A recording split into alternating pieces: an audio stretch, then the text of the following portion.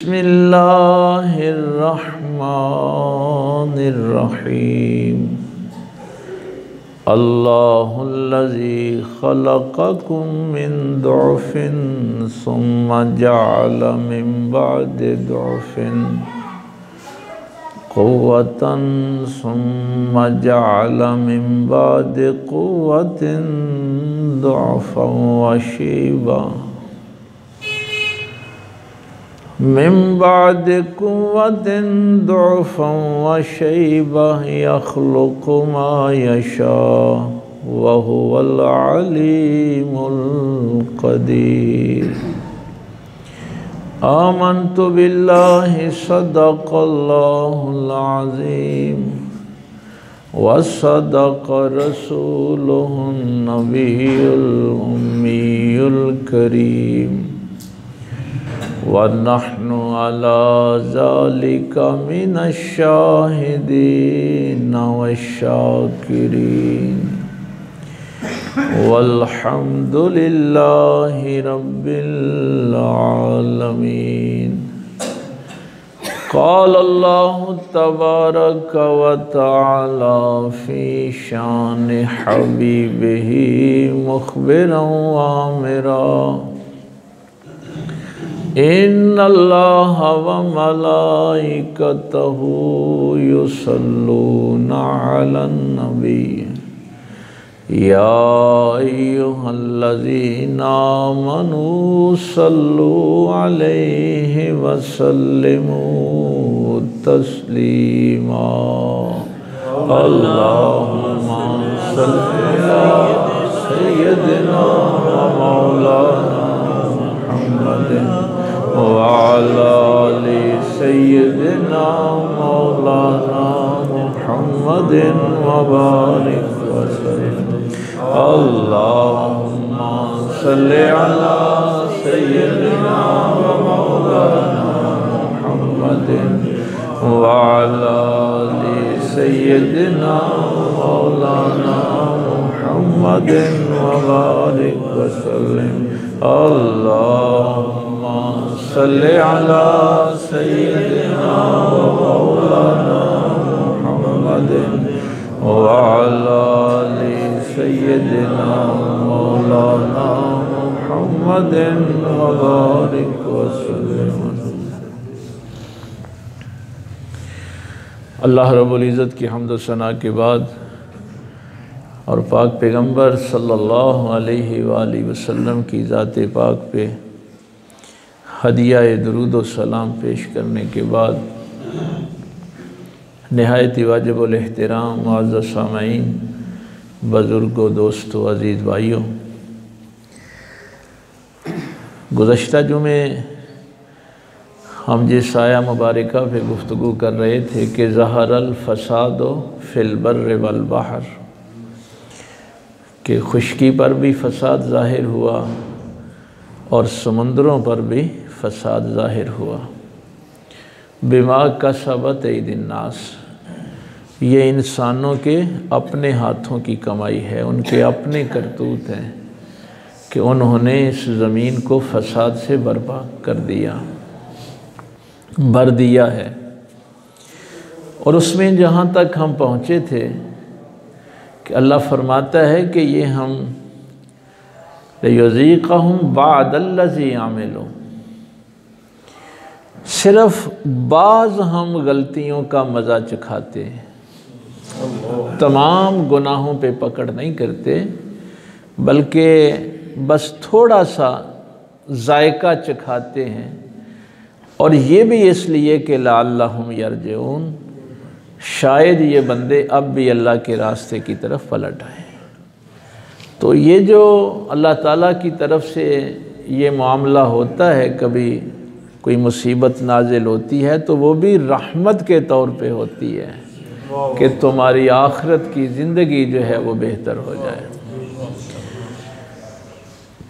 इस पे हमने थोड़ा बहुत जो भी गुफ्तगू की थी, अब काफ़ी मसाइल उसमें जो हैं वो अभी रहते हैं। आज ये जो आया मुबारका सूरह रूम की मैंने अर्ज़ की है, अल्लाहुल्लज़ी ख़लक़कुम मिन दुअफ़िन, सुम्मा जअला मिन बादि दौफिन क़ुव्वा। ये जो मैं आपसे सूरह रूम जब से शुरू हुई है, इसमें ये मज़मून बार बार आ रहा है। इब्तिदा में आपने ये आयत देखी थी कि जब कभी जहन में ख्याल आए कि कौन खालिक,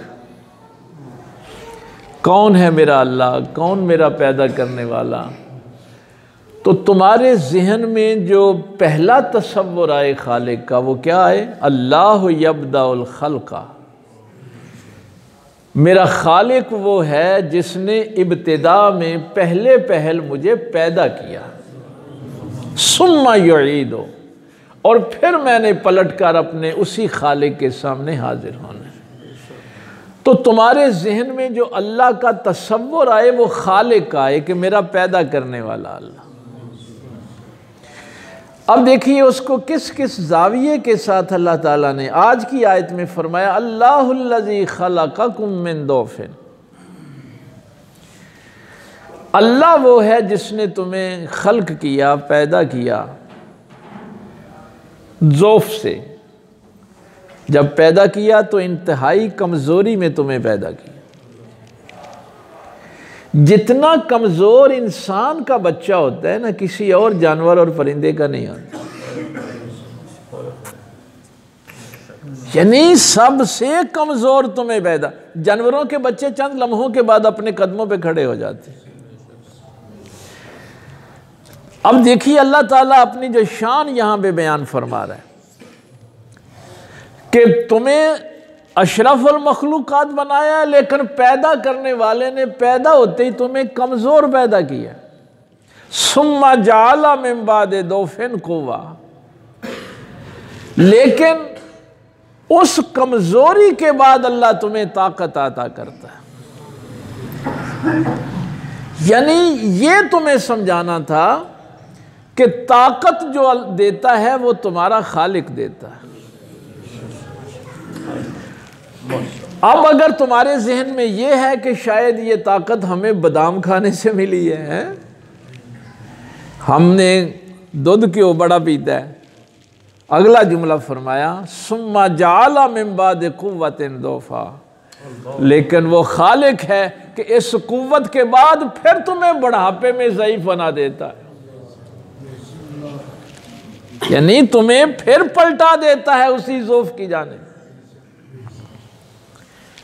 हालांकि तुम्हारे अंदर बड़ी ताकत थी, तुम समझते थे कि हमने ताकत हासिल की है। यख़्लुक़ु मा यशा, वो जो चाहे खल्क करे, ज़ौफ़ खल्क करे, कुव्वत खल्क करे। वहुवल अलीमुल क़दीर, वो अलीम भी है और कुदरत वाला भी है। इसमें जो निशानियां हैं कि इंसान को ये सारा उसकी तख्लीक के मुतल्लिक ये बात बताई कि किस तरह एक निज़ाम के तहत हम तुम्हें जब पैदा करते हैं तो इंतहाई कमज़ोरी में पैदा करते हैं और फिर उस कमज़ोरी को ताकत में बदलते हैं। अब उस जब तुम्हारे जहन में ये बात आने लगती है कि ये ताकत मैंने हासिल की है, तो अल्लाह फिर तुम्हारी तवज्जो दिलाता है कि नहीं, अगर ताकत तेरी होती तो अब तू फिर कमज़ोर तो ना होता। तो उस कुव्वत के बाद फिर वो तुम्हें बढ़ापे की कमज़ोरी की तरफ ले जाता है। जिस कमज़ोरी पे उसने पैदा किया था उसी कमज़ोरी पे वो तुम्हें लौटा देता है। और साथ फरमाया यख़्लुक़ु मा यशा, वो जो चाहे करे। इसमें मौज़ूआत तो बहुत ज़्यादा हैं। अगली आयत में है व यौम तक़ूमुस्साअतु युक़सिमुल मुजरिमून, जब क़यामत वाले दिन मुजरिमीन जो हैं वो खड़े किए जाएंगे, युक़सिमू, कसमें उठाएंगे, मा लबिसू गैरा सा, कहेंगे हम नहीं दुनिया में रहे मगर एक लम्हा रह के आए। कसमा चुकणगे कि असी दुनिया ते सिर्फ एक साथ एक कड़ी रह के आए। वक़ाल अल्लज़ीना ऊतुल इल्म वल ईमाना लक़द लबिस्तुम फ़ी किताबिल्लाहि इला यौमिल बास फ़हाज़ा यौमुल बास वलाकिन्नकुम कुन्तुम ला तालमून। लेकिन वो लोग जो ईमान वाले हैं और इल्म वाले हैं वो कहेंगे लक़द लबिस्तुम फ़ी किताबिल्लाह, ना कसमें ना उठाओ, जो अल्लाह ने किताब में लिखा था उसके मुताबिक ज़िंदगी गुजार के आए हो। जिसकी 60 साल लिखी थी वो 60 साल गुजार के आया, जिसकी 80 साल लिखी थी 80 साल गुजार के आया, जिसकी 200 साल लिखी थी वो 200 साल गुजार के आए। अल्लाह ने तो तुम्हारे गुनाहों के बायस तुम्हारी ज़िंदगी भी कम नहीं की। कैसे कहते हो कि हम एक लम्हा गुजार के आ गए? ना कसमें उठाओ झूठी। वहां भी देखिए कि जवाब अल्लाह नहीं दे रहा, इल्म वाले दे रहे हैं, ईमान वाले दे रहे हैं जवाब उनको कि अब कसमें उठाने की ज़रूरत नहीं है।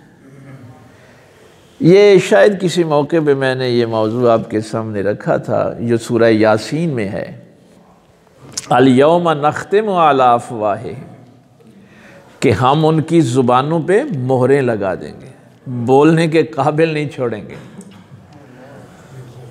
व तुकल्लिमुना अयदीहिम व तशहदु अर्जुलुहुम बिमा कानू यक्सिबून, और तुम्हारे हाथ और तुम्हारे पाँव गवाहियाँ देंगे जो कुछ करतूतें तुम करते रहे। तो वो जो लम्हा है ना ज़ुबान पे मोहर लगाने वाला, वो बाद का है। पहले वहाँ भी चालाकी करेंगे, झूठ बोलेंगे, कसमें उठाएंगे, फिर अल्लाह ताला उनकी ज़ुबानों पे मोहरें लगा देगा कि अब तुम्हारे एज़ा तुम्हारे खिलाफ गवाही दे रहे हैं।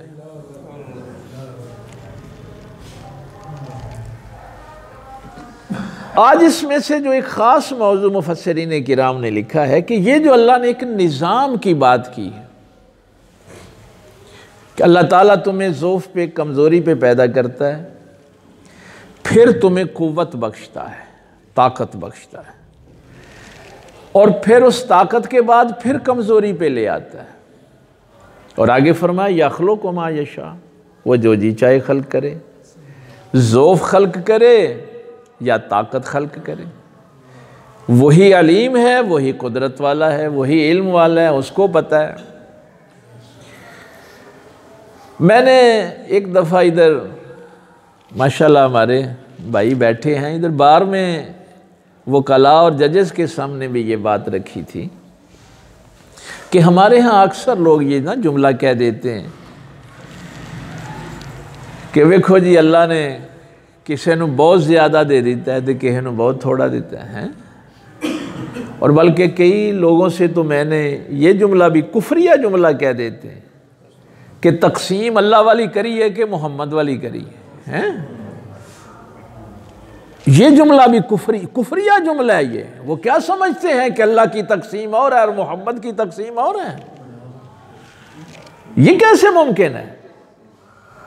और वो समझते हैं कि सबको एक जैसा देना जो है ये नबी पाक की तकसीम है, और किसी को ज़्यादा किसी को कम देना जो है जो ये अल्लाह की तकसीम है। ये पता नहीं अकायद लोगों ने कहाँ से ले लिए हैं। कुरान से दूरी, इल्म से दूरी। देखिए यहाँ भी क़यामत वाले दिन की जो शान अल्लाह बयान कर रहा है, किन लोगों की? जो ईमान वाले थे और इल्म वाले थे, उनकी बात कर रहा है। तो मैंने वहाँ ये चूँकि टॉपिक मुझे दिया गया कि मैंने एक मिसाल वहाँ दी थी। मैंने कहा कि देखो आपके 3 बच्चे हैं, एक यूनिवर्सिटी में पढ़ता है, एक मैट्रिक में हाई स्कूल में जाता है, एक किसी प्राइमरी स्कूल में तीसरी चौथी क्लास में पढ़ता है। अब आप जो कमाई करते हैं औलाद के लिए ही करते हैं ना, ओ भाई औलाद के लिए सब कुछ करते हैं। बल्कि ये दुआ मैंने आपसे कहा है कि इसको जहन में रखा करें। ये दुआ आपने कभी नहीं भूलनी जो सुलेमान अलैहिस्सलाम ने कहा है, ला रब्बे औज़ेनी अनश्कुर नेमतकल्लती अनअमत अलैया व अला वालिदैया। या अल्लाह मैं तेरी उन नेमतों का भी शुक्र अदा करता हूँ जो तूने मुझे दी, और उन नेमतों का भी जो तूने मेरे माँ बाप को दी। इस तरफ कुरान करीम ने, ये सूरह नमल की आयत आपको सुना रहा हूँ, अल्लाह का नबी अल्लाह से ये कह रहा है कि सिर्फ उन नेमतों का मैं शुक्र नहीं अदा करता जो तूने मुझे दी हैं, बल्कि उन नेमतों के लिए भी मैं तेरे सामने सजदा रेज होता हूं जो तूने मेरे माँ बाप को दी। ये जो मेरे नौजवान बच्चे बैठे हैं ना, ये इस दुआ पे गौर करें अच्छी तरह। ये आजकल मुझे जुमले बड़े सुनने को मिलते हैं, साढ़े माँ प्यो साढ़े वास्ते की कीता है। ये बदतमीजी आजकल आम हो रही है, और इसको फिर इल्म कहते हैं। कहना बड़ी जी रोशनी है, और डिग्रियों को इल्म नहीं कहते, अल्लाह की पहचान को इल्म कहते हैं। तो जब पूछा गया कि जो नेमतें मुझे मिली हैं उनका तो शुक्रिया, लेकिन जो मेरे वालिदैन को मिली हैं उनका भी शुक्रिया, तो पैगंबर क्या फरमा रहे हैं, अल्लाह का नबी क्या कह रहा है, इस बात पे गौर किया करो कि जो नेमतें मेरे वालिदैन को मिली उनको इस्तेमाल तो औलाद नहीं किया ना भाई। जो मेरे माँ बाप के पास था उसको इस्तेमाल कौन करता रहा? बच्चे ही करते रहे हैं, उसी घर वाले ही करते रहे हैं ना। लेकिन ये सारा सिलसिला क्यों खराब हुआ कि हम अल्लाह रसूल से दूर हो गए। मसलन आपके बच्चे को मोटरसाइकिल की जरूरत है, तो आपकी बीवी क्या कहेगी, भाई 2 नौकरियां कर लें, मेहनत और कर लें। घर के बच्चों के ये जो ज़रूरियात हैं ये तो पूरी करनी है, बीवी की भी ज़रूरियात उसी मर्द ने पूरी करनी है। और जब वो बेचारा दिन रात मेहनत कर कर के उनकी ज़रूरतें पूरी करता है, जब वो बुढ़ापे में जाता है, वो कमज़ोर हो जाता है, ये जिस कमज़ोरी का कुरान जिक्र कर रहा है, तो आखिर में वो कहते हैं बच्चे ख़राब हो गए। क्यों? अल्लाह इन्हें याणियां नूं टाइम ही नहीं दिता। फिर वही माएँ ये बदतमीजी सिखाती हैं बच्चों को। पहले वो दिन रात तुम्हारी ज़रूरतें पूरी करने के लिए मेहनत करें, और बाद में तुम मुझसे ये बदतमीजी करो कि इन्हें याणियां नूं वक्त ही नहीं देता। इसीलिए तो कहा था कि बच्चों की तरबियत बाप पे नहीं है, माँ की जिम्मेदारी। हम अपने घरों में माएँ वो बदबख्त ले आए जिनको पता ही नहीं था कि हमने अपनी औलाद को सिखाना क्या है। तो कुरान ये कह रहा है कि जब अपनी नेमतों पे शुक्र अदा करने लगे तो पहले जो बाप को नेमतें मिली थी उनका शुक्र अदा कर, इस्तेमाल तो तू करता रहा है। वो बाप की हड्डियां जो बसीदा हो गई हैं वो तुझे ताकतवर बनाने के लिए हुई। ये बदबख्ती आ गई बस। तो मैंने वहां जो बात कर रहा था कि आप कमाते तो बच्चों के लिए है ना, अपनी औलाद के लिए कमाते।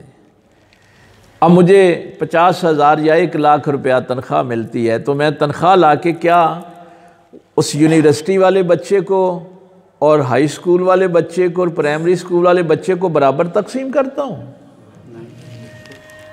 बराबर बराबर देता हूँ कि उनकी ज़रूरत के मुताबिक देता हूँ। जो यूनिवर्सिटी वाला है उसकी ज़रूरत, उसको मैं ज़्यादा देता हूँ। प्राइमरी वाले को तो 100 रुपया भी दे दूँगा, उसके तो हॉस्टल का खर्चा ही को 20,000 होगा। तो मैंने वहाँ ये मिसाल दे के उन वकला को, जजेस को कहा था कि ये बात कहने से पहले 1000 दफ़ा लाख मर्तबा सोच लिया करो कि क्या समझते हो कि तुम बड़े अक्लमंद हो, तुम्हें पता है कि किसको कितना देना है, और खालिक को नहीं पता कि किसको कितना देना है। यानी तुम अपने आप को बड़ा अक्लमंद और सियाना समझते हो कि फलां को इतने देने हैं, फलां को इतने देने हैं, फलां को इतने देने हैं। अल्लाह की मर्ज़ी बात आ जाए तो फिर कहते हो कि अल्लाह ने ये क्या कर दिया। यानी ये है तुम्हारा अल्लाह से ताल्लुक। ये वास्ता है अल्लाह के साथ। तो तबाही हो गई असल में, इस कौम की बर्बादी हो गई है। उसकी पता है एक वजह मैं आपको अर्ज कर दूं कि ये कमजोरियां, ये ताकत आगे पीछे होती रहती।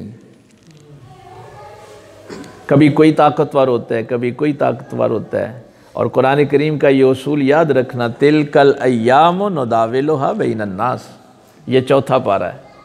अल्लाह फरमाते हैं हम इंसानों पे दिन बदल बदल के लाते हैं। नहीं यकीन आता तो अपने रिश्तेदारों में देख लें, अपने मोहल्ले में देख लें, अपने गांव में देख लें। कभी कोई अमीर होता है, कभी कोई अमीर होता है। तिलकल अय्याम नुदाविलुहा बैनन नास, हम इंसानों में दिन बदल बदल के लाते हैं। आज जिसके सब्र का इम्तिहान है, हम उसको कल को इतनी दौलत देंगे कि उसके शुक्र का इम्तिहान शुरू हो जाएगा। आज किसी के शुक्र का इम्तिहान है, उसके पास बड़ी नेमतें हैं, फिर हम नेमतें छीन लेते हैं, फिर उसको सब्र के इम्तिहान में डाल देते हैं। वैसे ये आयत पता नाजिल कब हुई थी? यह ग़ज़वा उहद के मौका पे हुई थी। मैं इसका सबबे नुज़ूल आपको अर्ज़ कर दूं। चूंकि 2 हिजरी में ग़ज़वा बदर हुआ था और मक्के के बड़े सरदार जो थे, उतबा, शैबा, वलीद, अबू जहल, उमैया बिन खल्फ, ये जितने भी बड़े बड़े सरदार थे, ये सारे मारे गए थे। जो आए थे ना ग़ज़वा बदर में, वो सारे मारे गए थे। तो 70 सरदार बड़े किसी कौम के मारे जाएं भाई, उनका तो हशर हो गया। अब 3 हिजरी को ग़ज़वा उहद हुआ, और वो जो आपको पता है कि दर्रे पे 50 लोग बिठाए हुए थे, तो नबी पाक सल्लल्लाहु अलैहि वसल्लम का हुक्म जो है वो न माना गया। वो लोग दर्रा छोड़ आए, तो फिर जाहिर है कुफ़ार ने वहाँ से हमला किया, हुजूर भी ज़ख्मी हुए और 70 मुसलमान शहीद हुए। तो अब मदीने शरीफ के हर घर में कोहराम मचा हुआ था, हर घर में कोई ना कोई लाशा था, जख्मी थे। तो वहाँ किसी ने ये बात, कुछ तो मुनाफिकीन ने कही, उन्हें क्या वेख्या नो जो 300 मुनाफिक वापस आ गए सन, 1000 दा लश्कर गया सी ना, अब्दुल्ला बिन उबई 300 मुनाफिक वापस ले आया सी। उन्हें क्या वेख्या असी तो बच गए हैं वापस आके। और कुछ ने और भी बातें की। उस मौके पे ये आयत नाजिल हुई थी, तिलकल अय्याम नुदाविलुहा बैनन नास, हम इंसानों पर दिन बदल बदल के लाते हैं। अगर आज 70 लाशें शुहदा के मदीने में आए हैं, तो पिछले साल यही 70 मक्के में भी गए थे। ग़ज़वा बदर में 70 मक्के में भी गए थे। तो ये दिन हम बदल बदल के, तब्दील करके लाते हैं, और सब्र और शुक्र के इम्तिहान में से इंसानों को गुजारते रहते हैं। मैं रात भी उधर चविंडा में था और ये बात उन दोस्तों से भी कर रहा था कि हमारे यहाँ एक ये भी जो चीज़ आ गई है ना निज़ाम के अंदर, जिसने हमारी बर्बादी की है। भाई शब कदर है, शब बारात है, रात को नवाफल पढ़ो, दिन को रोज़ा रखो, रात को अल्लाह का ज़िक्र कर लो, सलात व तस्बीह पढ़ लो, और अपने आप को धोखा देते हैं। अपने आप को धोखे में हमने रखा हुआ है। जब तक आप ये जो बात है ना, इसको आज अच्छी तरह समझ लें। तौबा का माना क्या है? पलटना। तौबा का लफ्ज़ी माना ही पलटना है, यू टर्न लेना है। यानी अगर आपका रुख मशरक की तरफ है तो उसको मगरब की तरफ, यानी उधर से रुख फेर कर दूसरी तरफ कर लें। इसको तौबा कहते हैं। यानी आपने अपना रुख अल्लाह से मोड़कर अल्लाह के दुश्मनों की तरफ कर लिया ना, तो अब तौबा यह है कि अब उनसे रुख मोड़ के अल्लाह की तरफ कर। अगर आपने अपना चेहरा अल्लाह की तरफ नहीं किया और आप तस्बीहां पढ़ रहे हैं, नमाजें पढ़ रहे हैं, नवाफिल पढ़ रहे हैं, कुछ भी आपको हासिल नहीं हो रहा, क्योंकि रुख आपने अल्लाह की तरफ नहीं किया। तो वो मैंने रात चूंकि वहां भी मिसाल दी थी, आपको भी अर्ज कर दूं, रमज़ानुल मुबारक आने वाला है, उसकी मुकम्मल तैयारी करें, उससे इस्तिफादा करें। नबी पाक सल्लल्लाहु अलैहि वसल्लम ये सारी तैयारी शाबान में फरमाते थे। रमज़ान के अलावा सबसे ज़्यादा रोज़े शाबान में रखते थे। अभी से तहज्जुद की आदत डालें, 2 नफल ही पढ़ें, लेकिन शब बेदारी की आदत डालें। कुरान करीम, भाई रमज़ान की सबसे बड़ी अहमियत क्या है कि उसमें कुरान नाजिल हुआ है। शहरो रमज़ान अल्लज़ी उन्ज़िला फ़ीहिल कुरान। अभी से कुरान करीम की जो तिलावत है उसमें इजाफा करें। आज तो वो माहौल नहीं है ना। सरकार मौला कायनात ने एक जुमला फरमाया था कि वो शख्स हलाक हो जाता है जिसके 2 दिन एक जैसे गुजर जाते हैं। जिसके 2 दिन एक जैसे गुजर जाएं वो हलाक हो जाता है। हर नया सूरज जो तुलू होता है नए इल्म के साथ तुलू होता है। और यहां जो मैं मिसाल देने लगा इसको अच्छी तरह समझ लें। मसलन आप कुरान करीम की 10 आयत रोजाना तिलावत करते हैं। अब आपके 5-6 दिन गुजर गए हैं, आप 10 आयतें ही तिलावत करते हैं, उसमें इजाफा नहीं हुआ।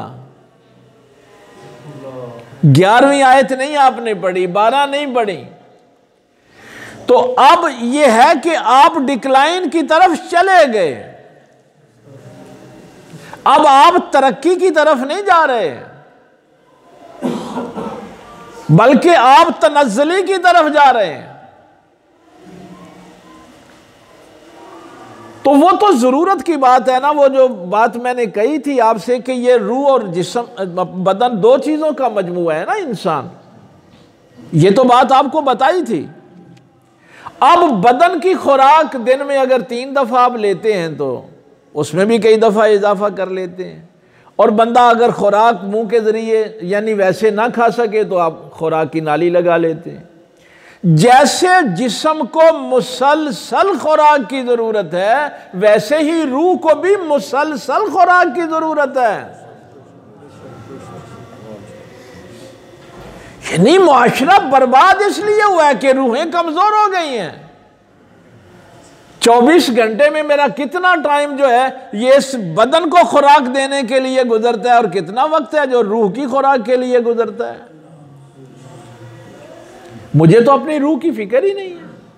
तो जब रूह कमजोर होती है तो फिर इसमें से बदबू आना शुरू हो जाती। फिर ये वो जो पिछले जुमे की आयत है, फिर ये जिस्म फसादी हो जाता है। घर में भी फसाद, माशरे में भी फसाद, गली मोहल्ले में भी फसाद। अब इस आयत को इस हवाले से देखें। आप समझ रहे होते हैं कि आपने अल्लाह के निज़ाम को तोड़ के बड़ी दौलत जमा कर ली, हालांकि वो तुम्हारी कमजोरी होती है, क्योंकि रूह उतनी ही कमजोर हो गई। अब ये जो आपको शैतान धोखा देता है ना कि आपने सारी रात को 100 नफल पढ़ लिया, इस्तिग़फ़ार की तस्बीहें कर ली, दिन को रोज़ा भी रख लिया और शायद मैंने बस काम जो है वो मुकम्मल कर ली। ये शैतानी वसवसा है, धोखा है ये। तो मैंने वो मिसाल यहाँ वहाँ पे दी थी रात, आपको भी मैं अर्ज़ कर दूँ, काफ़ी लोगों को उसका फ़ायदा हुआ कि आपने इस्लामाबाद जाना है, आप लाहौर वाली गाड़ी पे बैठ गए, यानी रुख आपका लाहौर की तरफ है और नीयत क्या है कि मैंने इस्लामाबाद जाना है। दिल में इरादा यह है इस्लामाबाद जाना है और गाड़ी आप लाहौर वाली पे बैठ गए। गुजरांवाले जाके किसी ने कहा कि भाई ये गाड़ी तो इस्लामाबाद नहीं जाती, फजूल सफ़र कर रहे हो, वक्त ज़ाया कर रहे हो, किराए में पैसा बर्बाद कर रहे हो। अब आप वहाँ गाड़ी से उतरते हैं और उतर के एक तस्बीह अस्तगफिरुल्लाह की पढ़ते हैं कि या अल्लाह गलती हो गई, मैं गलत रास्ते पे आ गया। एक को महफिल मिलाद भी वहाँ करवा लेते हैं, को नात खां बुला के हैं, मैंने महफिल भी कर ली है, वहाँ सलात व तस्बीह भी पढ़ लें आप, और फिर सुबह गाड़ी लाहौर वाली पे ही बैठ जाएं तो रास्ते में इस्लामाबाद आ जाएगा, आपको मंजिल मिल जाएगी। अब ये जो हमें धोखा है कि हमने महफिलें कर ली, तस्बीहां पढ़ ली, हमने रोजे रख लिए, भाई नहीं, अल्लाह कहता है रुख मेरी तरफ किया कि नहीं किया। पहला काम यह था कि रुख तो मदीने की तरफ कर। अगर रुख मदीने की तरफ नहीं है तो बाकी तो जो जी चाहे करता रहे। तो तौबा का माना है अपना रुख बदलना।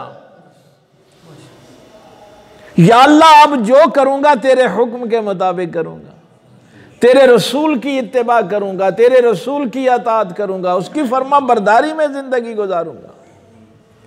लेकिन अगर आपने अपनी जिंदगी का रुख ही नहीं बदला, तौबा ही नहीं की, यू टर्न नहीं लिया, तो ये तो बाकी सारे धोखे हैं। इस्तिग़फ़ार उसी वक़्त कबूल होगा, सदका खैरात उसी वक़्त कबूल होगा, आपको नवाफल का सवाब। अच्छा, आजकल ये भी बड़ी मुसीबत है, फ़र्ज नमाज नहीं पढ़नी है, सलात व तस्बीह वास्ते 2 घंटे खलोते, आप सारी जिंदगी भी नफल पढ़ते रहे, एक रात तो एक तरफ रही, सारी जिंदगी नवाफल पढ़े। अगर आपकी एक फजर की नमाज के 2 फर्ज छूट गए हैं तो सारी जिंदगी के नवाफल भी उनके बराबर नहीं हो सकते। आपकी जान नहीं क़यामत वाले दिन छूट सकती। सबसे पहले अपने फराइज जो हैं उन पे तवज्जो करें। ये सारी रमज़ान की तैयारी आपको बता रहा हूं भाई, रमज़ान की तैयारी बता रहा हूं। उसकी वजह यह है, मैं बड़ा डरता हूँ, खौफ आता है मुझे कि पाक पैगम्बर सल्लल्लाहु अलैहि वसल्लम ये दुआ करें और जिब्रील आमीन आगे से कहे कि वो शख्स बर्बाद हो गया जिसको रमज़ान मिला और उसने अपनी बख्शिश ना करवाई। नहीं, उसकी बदबख्ती का अंदाज़ा तो करें कि जिसको रमज़ान जैसा महीना मिले। ये इस्तिक़बाल रमज़ान मैं नहीं, ये नबी पाक सल्लल्लाहु अलैहि वसल्लम की सुन्नत है, तरीका है। रमज़ान का बाकायदा इस्तिक़बाल किया जाता था और पूरा शाबान का महीना इसमें गुजारा जाता था, पूरी रिहर्सल की जाती थी। अम्मा आयशा सिद्दीक़ा रज़ी अल्लाह ताला अन्हा फरमाती हैं कि जैसे कोई अपनी कमर के साथ पटका बांध के तैयार नहीं होता, रसूलुल्लाह ऐसे तैयार होते थे रमज़ान के। और उसमें सबसे पहला काम ये करना है कि जहां जहां भी रुख अल्लाह की तरफ से आपने मोड़ा हुआ है, हर उस चीज में अपना रुख अल्लाह की तरफ कर ले। मैं आपको सिर्फ वक्त हो गया, एक बात सिर्फ फर्ज करके, नबी पाक सल्लल्लाहु अलैहि वसल्लम की तरफ से तो जाहिर है जो बंदा रुख मोड़ेगा वो वैसे ही बर्बाद हो जाएगा। आप एक इमाम के पीछे नमाज पढ़ते हैं, ये मसाइल भी सीखा करें ना। इमाम साहब ने तकबीर तहरीमा कही, अल्लाह अकबर,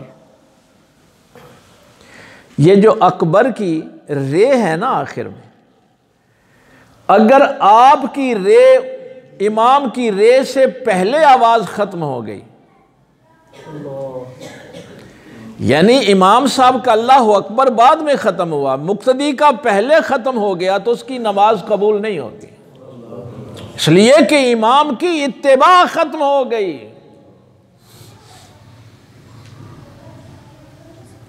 ये तो आपके नमाज के इमाम का मामला है, पैगंबर की इमामत का मामला क्या होगा? वमा आताकुमुर रसूल फखुज़ू वमा नहाकुम अन्हु फंतहू। मसलन आपने सजदा अल्लाह को करना है ना, तस्बीह हम्द अल्लाह की बयान करनी है, इमाम से पहले जरा सजदा करके तो दिखाएं, नहीं वो कबूल करेगा तुम्हारा सजदा। जहां भी इमाम की इक्तिदा में आपने काम करना है, वहां आप इमाम से आगे नहीं जा सकते। यकीन, ऐसे महफिल लगी हुई है, मेरे पाक पैगंबर सल्लल्लाहु अलैहि वसल्लम फरमाते हैं, कौन है वो शख्स जो मुसलसल हर रोज़ रोज़ा रखता है, रात को कुरान ख़त्म करके सोता है, सारी रात इबादत में गुजारता है। एक हाथ खड़ा हुआ, और वो था सरकार हज़रत सलमान फ़ारसी रज़ी अल्लाह ताला अल्लाह। उन्होंने कहा, या रसूलल्लाह सल्लल्लाहु अलैहि वसल्लम हमेशा रोज़े से रहता, सारी रात इबादत करता। एक बंदे ने करीब से कहा कि या रसूलल्लाह सल्लल्लाहु अलैहि वसल्लम हमने तो कई दफ़ा सलमान को बाज़ार में खाते पीते देखा है, कहते हैं मैं मुसलसल रोज़े से होता हूँ। कई दफ़ा रात को सोते देखा है, ये कहते हैं कि मैं सारी रात इबादत करता हूँ।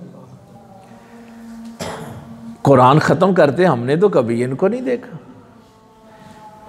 पाक पैगंबर सल्लल्लाहु अलैहि वसल्लम मुस्कराए और जुमला बड़ा कमाल का फरमाया, कौन है जो लुकमान जैसी अक्ल रखता हो तब मेरे सलमान को समझे। किसी के पास लुकमान जैसी अक्ल हो तो वो सलमान को समझ पाए। फरमाया, सलमान इनको खुद ही बताओ। कहा, या रसूलल्लाह सल्लल्लाहु अलैहि वसल्लम जब से आपको आका माना है, यकीन है आपकी हर बात पे। आपने फरमाया था वुजू करके सो जाओ, सारी रात इबादत में गुजरेगी, मैं वुजू करके सोता हूं। आपने फरमाया था महीने के आगाज में, दरमियान में, आखिर में एक एक रोज़ा रख लो, सारा महीना रोज़े में। हमें तो यकीन है पाक पैगंबर की ज़ात पे, हम हमेशा रोज़े से रहते हैं। 3 दफ़ा सूरह इखलास पढ़ के सोते हैं, सारा कुरान ख़त्म करके सोते हैं। तो जब इमाम पे यकीन करके आप थोड़ा सा भी अमल करते हैं तो वो कितना बढ़िया होता है। लेकिन हुजूर की मुखालफत में आप सजदा करके दिखाएं, नहीं कबूल होगा। तो इसलिए आपने अपना, ये जो ताकत की बात मैं कर रहा था, ताकत उस वक्त आएगी जब आप अपना रुख रसूलुल्लाह सल्लल्लाहु अलैहि वसल्लम की तरफ करेंगे। कोई भी काम आप जिंदगी का करते हैं, वरना वो अल्लाह ने बता दिया है कि अपने जिस्म को ही देख लो कि तुम्हारे ताकतवर जिस्म को हम बुढ़ापे की कमज़ोरी में कैसे ले जाते हैं, वैसे ही तुम्हारी दौलत को भी हम ऐसे ही कमज़ोर कर देते हैं, तुम्हारे मनसब को भी ऐसे ही कमज़ोर कर देते हैं। ज़ौफ़ में पैदा करना भी उसकी शान है, ज़ौफ़ से ताकत देना भी उसी की शान है, फिर उस ताकत से फिर कमज़ोरी की तरफ ले आना भी उसी की शान है। तो इसलिए भाई इन दिनों को बहुत अहम समझें। वैसे ये 15 के बाद सरकार फिर रोज़ों में कुछ वक्फ़ा करते थे ताकि रमज़ान और शाबान में फ़र्क हो। 15 तक तो मुसलसल रोज़े रखते थे, 15 के बाद फिर कुछ छोड़ देते थे ताकि ये ना हो कि लोग समझेंगे जैसे रमज़ान के रोज़े हैं वैसे शाबान के रोज़े हैं।